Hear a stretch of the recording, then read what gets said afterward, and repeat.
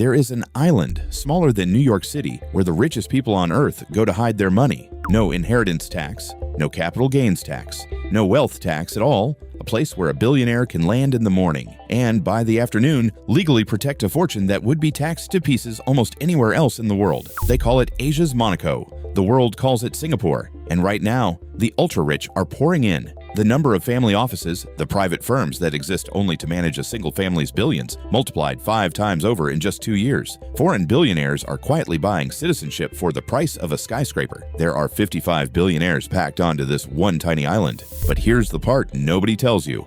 Walk into the most expensive shopping street in all of Asia. Look up at the towers. The richest dynasty in this entire country of imported money didn't fly here on a private jet. They didn't wire in a fortune from somewhere else. The man who started it arrived as a frightened little boy, fixed bicycles for spare change, and built, brick by brick, over 3 generations, an empire worth more than $15 billion that you walk straight through every single time you visit Singapore. This is Asian Dynasty. From the bicycle repairman who became the king of Orchard Road to the 2 brothers who turned his name into one of the largest private property empires on the planet, to the rival families racing right behind them. This is the story of the richest dynasty in Asia's Monaco, and it is nothing like you'd expect. Because to understand how a dynasty like this is even possible, you first have to understand the island itself, why every billionaire on Earth suddenly wants a piece of it, and why that makes the families who actually built their fortunes here all the more extraordinary. By the end of this video, you'll see the one quiet difference between money that is parked and money that is built, and why only one of them ever becomes a dynasty. Let's begin where all of this begins. The island.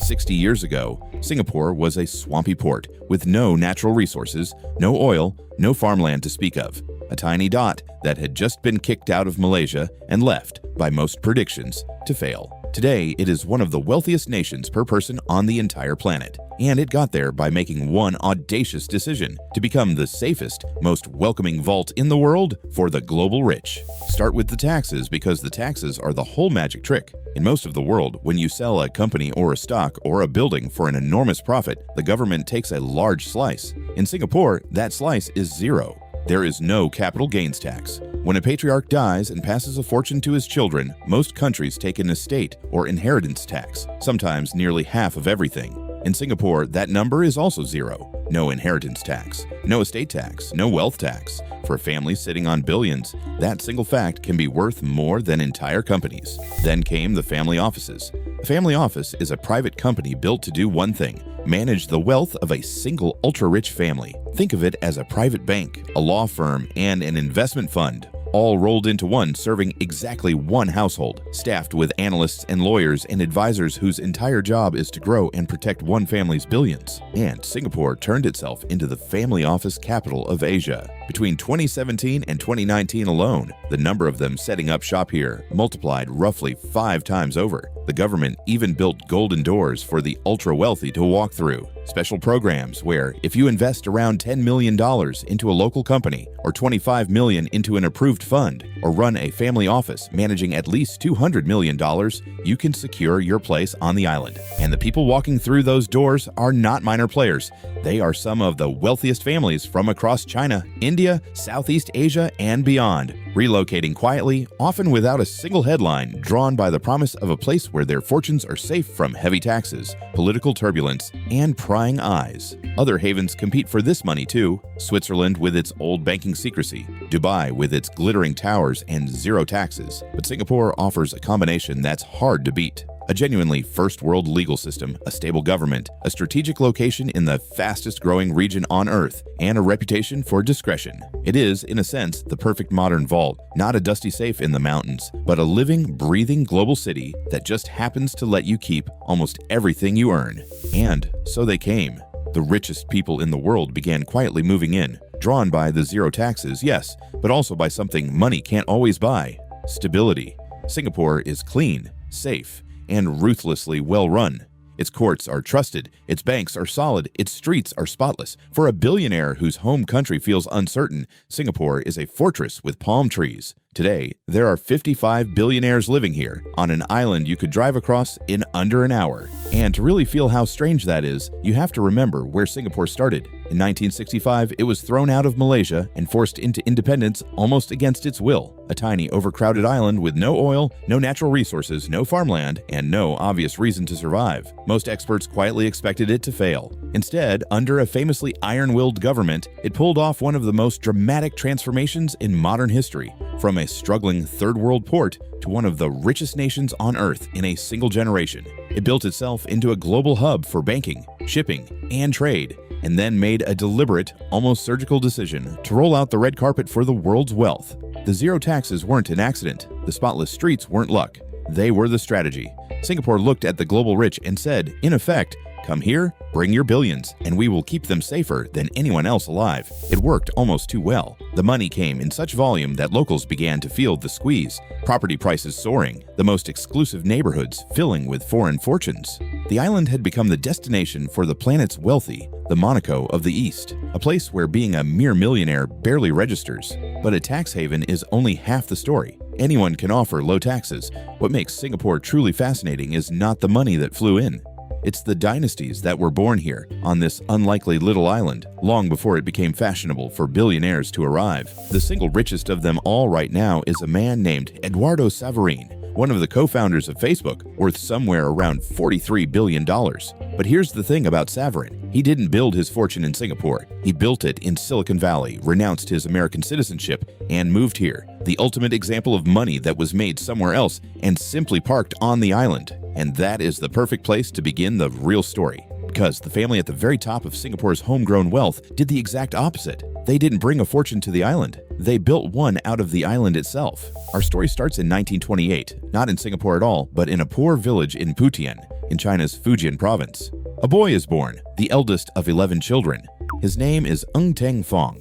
When he is around 6 years old, a smallpox outbreak tears through the village, and his family makes the desperate journey south, across the sea to Singapore, then a struggling British port crowded with immigrants chasing the faintest hope of a better life. The family scrapes by. His parents run a small soy sauce business and a grocery shop. There is no money for a real education, and so young Ng Teng Fong goes to work with his hands, repairing bicycles for a few coins, running the provision store, learning the only lesson poverty ever really teaches, that nothing comes unless you build it yourself. And now picture this boy.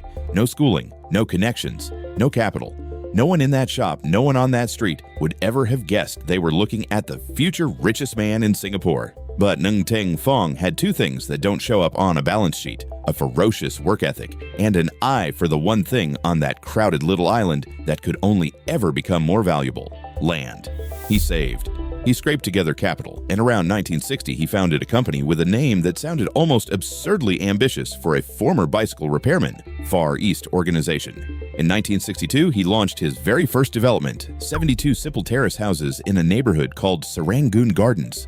72 houses. That was the entire beginning of one of the largest property empires Asia has ever seen. And his timing turned out to be almost supernatural. Ng Teng Fong was buying and building land in Singapore right at the dawn of its great transformation. As the island tore itself from a sleepy port into a booming global city, hundreds of thousands of people needed somewhere to live, to work, to shop. Demand for every square foot of Singapore exploded, and the man who had quietly been buying up that ground was suddenly sitting on a gold mine that compounded year after year after year. He hadn't gotten lucky though. He had simply seen, earlier and more clearly than almost anyone, that on an island this small and this ambitious, land was the one thing they could never make more of. And then he did it again, and again, and again. Ng Teng Fong understood something his competitors were too cautious to bet on: that Singapore was going to grow relentlessly, and that the man who owned the ground would own the future. He built homes. He built shopping centers. He built hotels and office towers. He moved with a speed and an appetite that stunned the market, buying and building so aggressively along Singapore's most famous boulevard that he earned a nickname that stuck for the rest of his life: the King of Orchard Road. If you have ever been to Singapore, you have walked through his kingdom without knowing it. Orchard Road is the glittering shopping spine of the city, the Fifth Avenue, the Champs-Élysées of Southeast Asia. Miles of malls and luxury and neon. And Ng Teng Fong's company built and owned an enormous slice of it. Over his lifetime, Far East Organization developed more than 750 properties. It became, and remains, the largest private landlord in all of Singapore. Not the largest immigrant landlord, not the largest from humble beginnings landlord, the largest, period. And he didn't stop at buildings. Far East grew into a sprawling private conglomerate. Homes, malls, hotels, offices, and the family's reach spread even into the things Singaporeans eat and drink, taking control of the well-known beverage company Yeo Hiap Seng. Think about the scale of that for a moment. A man who could not afford an education ended up owning the buildings people worked in, the malls they shopped in, the hotels they slept in, and even some of the drinks in their fridge. He didn't just join the economy of Singapore. In a very real sense, he became part of its foundation. He was also famously, almost legendarily, careful with money. This was a billionaire who watched every cent, who negotiated like the survival of the family depended on it, who never forgot the bicycle shop. The stories of his thrift became part of his legend. A man who could close a deal worth hundreds of millions and still flinch at wasting a few dollars. But this wasn't stinginess. It was the discipline of someone who had been genuinely poor, who knew exactly how fragile a fortune is, and who understood that empires are not destroyed by what you spend on buildings. They're destroyed by what you waste on yourself. Every dollar he didn't spend was a dollar he could pour back into more land, more towers, more of the island. He also ran the company the way he ran the bicycle shop, personally, obsessively, hands-on. He didn't build a fortune and then float away into yachts and retirement. He kept working, kept negotiating, kept buying, well into old age. The work wasn't a means to the money, the work was the man. When he died in February of 2010, at the age of 82, after a stroke he never fully recovered from, he was the richest man in Singapore. A boy who arrived with nothing had become the patriarch of a fortune that would outlive him by generations. But a fortune is not yet a dynasty. A dynasty is only proven by what happens next, when the founder is gone and the children have to decide whether to grow the empire or squander it. Ng Teng Fong had 2 sons. And in a move that tells you everything about how this family thinks, he split his empire across 2 of the great financial capitals of Asia and handed each son a throne. The elder son, Robert Ng, was sent to Hong Kong to run the family's interests there through a company called Sino Group, a property giant in its own right, with skyscrapers and developments threaded all through Hong Kong's skyline. The younger son, Philip Ng, stayed in Singapore to lead the crown jewel itself, Far East Organization. 2 brothers, 2 cities, 1 family fortune, and they did not coast on their father's name. They compounded it. Under the brothers, the empire kept expanding. More towers, more hotels, more homes. Today, Philip Ng, running Far East Organization in Singapore, is worth somewhere around $7.2 billion. His older brother Robert in Hong Kong is worth around $7.1 billion. Put the family's holdings together, and the Ng fortune climbs to more than $15 billion, making them, by most accounts, the richest family in all of Singapore. The genius of that split is worth pausing on. Most founders, when they die, leave one empire to be fought over by their children. And more dynasties have been destroyed by that fight than by any market crash. Ng Teng Fong sidestepped the whole trap. By giving Robert the Hong Kong Empire and Philip the Singapore Empire, he gave each son a kingdom of his own to rule and grow, with no need to fight over a single throne. In Hong Kong, Robert's Sino Group became a property heavyweight worth billions on its own, its towers woven through one of the most expensive skylines on Earth. In Singapore, Philip kept Far East Organization not just alive, but dominant. 2 sons, 2 cities, 2 thriving halves of one bloodline's fortune, and crucially, no civil war. And here is the detail that truly separates them from the parked money of the island. Far East Organization is still private, still family-controlled. They did not sell the empire to the highest bidder, did not break it apart and cash out, did not hand the keys to outside shareholders. They kept it, quietly, tightly in the family's hands, exactly the way the bicycle repairman would have wanted it. When you stay at certain hotels in Singapore, shop in certain malls, live in certain condominiums, you are still, to this day, a customer of the dynasty that one frightened little boy from Pudian began. And that's the thing about this empire. It's hiding in plain sight. Imagine walking down Orchard Road today. The air conditioning hits you as you step into a gleaming mall. You ride the escalators past the luxury boutiques, grab a coffee, maybe check into a hotel up the street, maybe view an apartment in one of the towers nearby. To you, it's just a day in Singapore, but threaded invisibly through that entire experience is one family's name. The ground beneath the mall itself, the hotel, the homes. Over a lifetime of relentless building, the Ngs came to own so much of this city that you almost cannot move through the heart of Singapore without, at some point, stepping onto something they built. Most of the tourists photographing that street will never know the name Ng Teng Fong. And that is exactly how a property dynasty likes it. The flashy billionaires put their names on the outside of the building in giant letters. The truly powerful ones simply own the building and let you walk right through without ever looking up. But 2 billionaire sons do not make a dynasty either. 2 generations is a success story. 3 generations, that is when a family becomes something history remembers. And the Ng family has its 3rd generation already in the building. Robert Ng's children, Daryl, Nicky, and David Ng, have stepped into the empire. Daryl Ng has taken a leading role in the Hong Kong side of the business, the Sino group his father built up, carrying the family's name into a 3rd generation of property and power. The grandchildren of a bicycle repairman now sit on the boards of one of Asia's great private fortunes, making the decisions that will determine whether this dynasty stretches into a 4th generation and beyond. And reaching the 3rd generation intact is a far rarer feat than it sounds. There is an old saying that exists in some form in almost every culture on Earth, from rice paddy to rice paddy in 3 generations, or in the English version, shirt sleeves to shirt sleeves in 3 generations. The idea is brutal and remarkably consistent across history. The 1st generation builds the fortune, the 2nd generation enjoys it, and the 3rd generation, raised in comfort and softened by it, loses it. Most great fortunes simply do not survive the grandchildren. The founder's hunger gets diluted, the heirs fight, or coast, or spend, and the empire is sold off piece by piece until the name means nothing. That is the curse the Ng family is now standing directly in front of, and so far they have refused to fall to it. They didn't raise heirs who simply collect dividends and disappear onto yachts. They raised operators, children placed inside the business, given real companies to run, taught the discipline that the bicycle repairman learned the hard way. The 3rd generation isn't waiting for the empire to be handed to them. They're already inside it, building. That is the whole difference between a family that gets rich and a family that stays rich. This is the part that almost no imported fortune can ever replicate. You can wire $1 billion into Singapore in an afternoon. You cannot wire in 3 generations of a family quietly learning how to build, hold, and hand down an empire.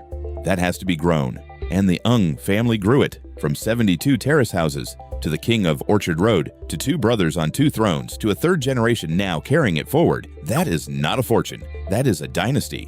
But the Ng family is not the only one, because Singapore, Asia's Monaco, turns out to be a place where this exact story has happened more than once. And the families racing right behind the Ngs have empires just as staggering, and origin stories just as unlikely. Consider the Kwek family. Their empire runs through the Leong group and a property giant called City Developments, one of the biggest developers in Singapore, with a sprawling global chain of hotels on top of it. The patriarch today is a man named Kwek Leng Beng, and the family fortune sits at around $14.3 billion, placing them among the very richest in the country, right on the heels of the Ngs. And like the Ngs, the Kwek Empire did not begin with inherited wealth. It began with an immigrant, Kwek Leng Beng's father, who arrived in Singapore and started not with skyscrapers, but with a humble trading business, dealing in everyday goods. From that modest foundation, the family pushed into finance and then into property, and Kwek Leng Beng turned the real estate arm into City Developments, a giant whose buildings dot the Singapore skyline. Then he went global, assembling an international portfolio of hotels that put the family's name on properties around the world. It is, almost beat for beat, the same story as the Ngs, a penniless newcomer, a single unglamorous business, and a son who took the foundation and built it into the sky. Another bicycle repairman story, just with different details. Another fortune built, then handed down. And then there is perhaps the most remarkable of them all, Goh Cheng Liang. Goh grew up desperately poor, so poor that his story almost sounds invented. As a young man with almost nothing, during the hard years around the Second World War, he started out selling paint. Not fancy paint, cheap, leftover surplus paint, which he learned to mix and repackage and sell to ordinary people who could never afford the expensive imported brands. He was, quite literally, scraping a living out of the bottom of other people's paint cans. But Goh had a chemist's curiosity and a fighter's patience. He taught himself the craft, improved the product, and slowly built his own paint business. Over the decades, that scrappy little operation grew into a controlling interest in an empire tied to the global paint giant Nippon Paint, one of the largest coatings businesses on the planet. Walls, cars, factories across Asia are coated in the product of a fortune that began with a poor boy and a bucket of surplus paint. For a time, Goh Cheng Liang was the single richest person in all of Singapore, with a fortune estimated at around $13 billion.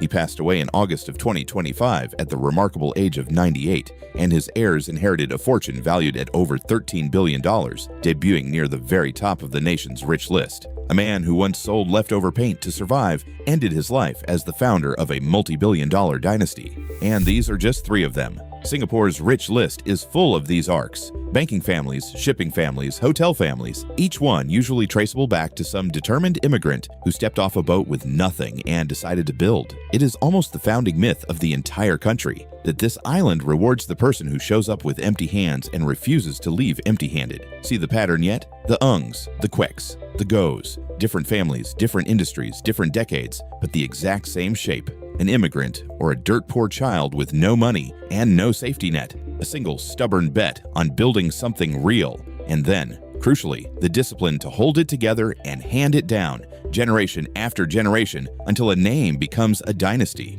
None of them started with a tax break to protect a fortune. They started with no fortune at all. The tax haven came later. It's what the island offers people who are already rich. The dynasties are what the island grew from people who weren't. So now put the 2 Singapores side by side, because this is the whole point of the story. On one side, you have the imported money, the billionaires flying in to park their fortunes behind Singapore's zero-tax walls. Eduardo Saverin and his $43 billion made in California sheltered on the island. There is nothing wrong with that money. It is real, it is vast, and it is welcome. But it was made somewhere else. It was parked, not planted. On the other side, you have the dynasties, the Ngs, the Kweks, the Gohs. Fortunes that were not flown in, but grown out of Singapore's own soil. One building, one paint can, one terrace house at a time, by people who started with nothing and refused to stop. And here is the quiet, crucial difference between the 2. Parked money belongs to one person. The moment they die, the tax-free island simply makes it easy to hand the pile to the next person. But a built dynasty belongs to a family, a name, a bloodline. It has roots. It has heirs trained from childhood. It has 3 generations of knowledge that cannot be bought or wired or taxed away. One is a fortune sitting in a vault. The other is a living thing. Think about what that really means over time. The parked fortune, however enormous, is essentially frozen, a number in an account, waiting.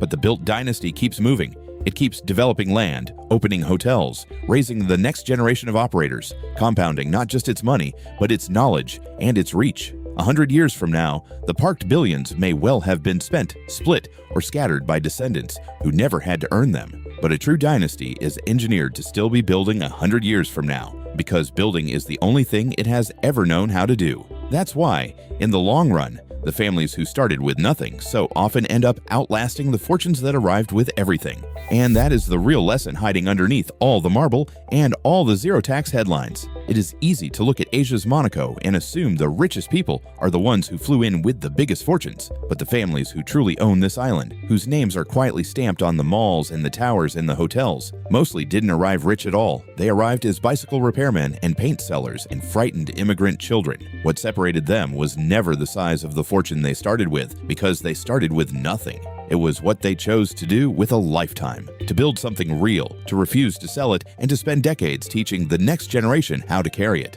And maybe that's the part worth sitting with for a second. We tend to measure wealth by the number, the billions, the rankings, the rich lists. But a number can be wired across the world in an afternoon, and a number can vanish just as fast. What these families built was something a number can't fully capture. Ng Teng Fong didn't just leave behind $15 billion.